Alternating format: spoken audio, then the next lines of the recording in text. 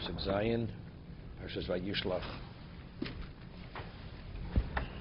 Vayeshuva Malochem El Yaakov Leimor. The Malochem returned to Yaakov, saying, Bodu Elochicha LeEsov. We came to your brother, to Esau. Yaakov only had one brother. What's Elochicha El Esov? Rashi speaks about that, brings Chazal. V'gam holech likroscho varbe me'esishimo. Bo'onu Elochicha LeEsov. She'Esau omer ochihu. You refer to him as your brother. Avol v'noi gimcho k'Esov v'rosho. But the way he's conducting himself as Esau the Rosho, denu sin also, nothing has changed. This is after 34 years. Nothing has changed. It's interesting. Initially, Esau sent Eliphaz to kill Yaakov. So what did Esau believe? That Eliphaz was able to kill Yaakov. He didn't come with 400 men. And there's even a question in Chazal. The 400 men, each one was a general. And they had hundreds of thousands of troops. He came with literally an army against Yaakov. I mean, Eliphaz, he could do it single-handedly. But Esau needs what? Esau has to come now with what? With an army. Esau is more powerful. You say maybe, 34, he got a little older, so maybe he needs assistance. I don't think so. Right? Esau was Esau. Right? So why do you have to come with 400 men? When Yaakov sent back, Im Lovan Gad Tarfim to Shamarti, I'm intact, and even beyond that, now Esau it's not so simple. Because he understands if it's the Kol Yaakov, the Yadayim not the Yadai Esau. So he himself independently cannot compromise on Yaakov. So now it's a question of what? Physical might. See, if it's based on the bracha, Esau being able to dominate Yaakov, Esau in his own right can't. If it's the Kol Yaakov. This is Kol Yaakov at the most advanced level.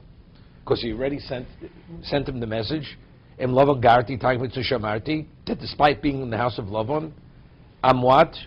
I wasn't influenced as much as Iota. So therefore, Esau, in terms of the bracha, cannot compromise Yaakov. Cannot kill him. But factually, he's burning.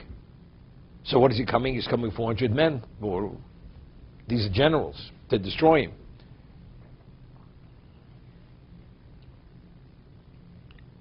Did you read the top Rashi? You said that they're coming back and say he's not your brother. No, you refer to him as your brother, right? But he's not behaving like your brother. He's behaving like Esau or Rosha. So would that answer the question about is it Malachim or people? The people might not pick that up, but the Malachim could go inside and understand what he was really like. Definitely. So would that answer the question here? Is it Malachim or people? No. It would not. Well, if it's Malachim, it's easier to understand, because to be able to detect who Esau is, you have to be a Malach. Right. Yaakov evidently sent very qualified people. You have people, you go for a job, you get an interview. Okay. Right? They're trained that they're able to detect things that the average person can't when you interview a person. So it doesn't come to answer that? No.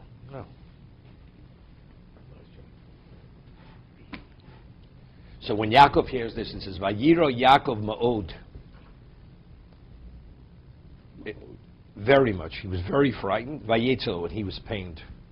So Rav Chaim HaKodesh points out, does say Vayetzel Lo Ma'od. Fear-wise, he was very afraid. Pained-wise, he wasn't very pained. He was pained. Vayachatz, and because there's Vayachatz, Esa'om Asherito, he divided the people with him, Vesatzon, Vesabok, V'hagamalim, L'shnei Machnos, the sheep, the cattle, the camels, into two camps. So Rashi says, what is Vayiro Vayetzar? He was afraid, and he was pained. Vayiro Shemi Yehorig. So the Rav Chaim HaKodesh says, in terms of being killed, you're very afraid. That's mode. Vayetzelo im yarog acher, if he kills others, he's pained that unfortunately he has to kill. But it's not the mode. The difference, if you're going to be killed, then it's mode. He's very afraid. If he's pained, but it's not mode. You have to do what you have to do. Unfortunately, you're pained, but it's not overly pained. That's not the mode.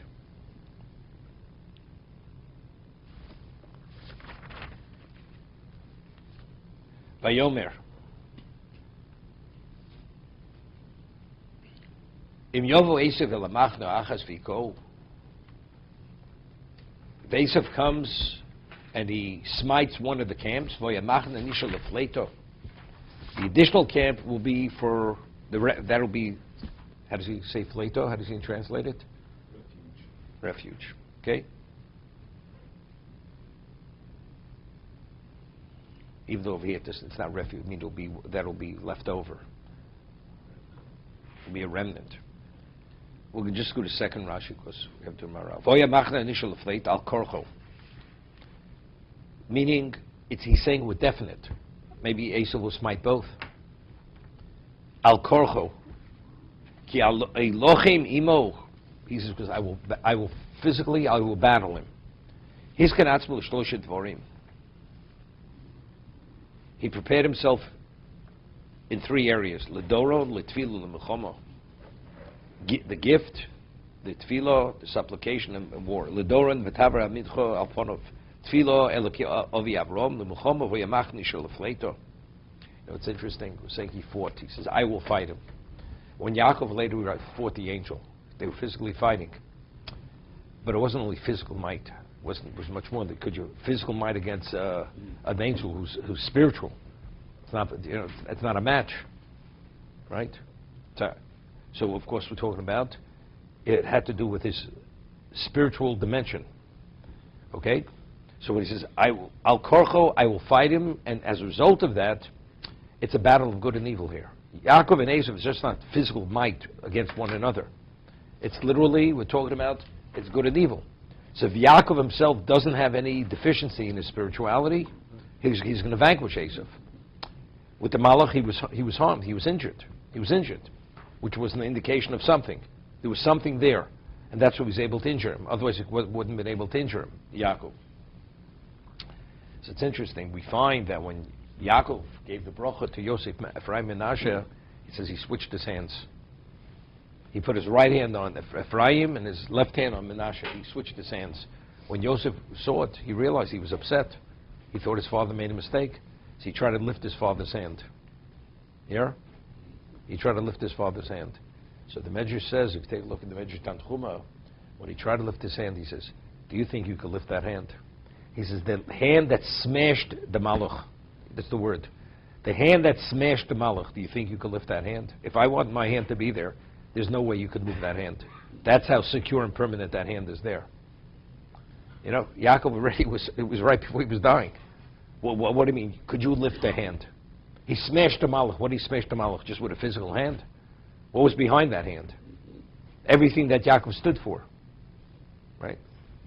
To be continued.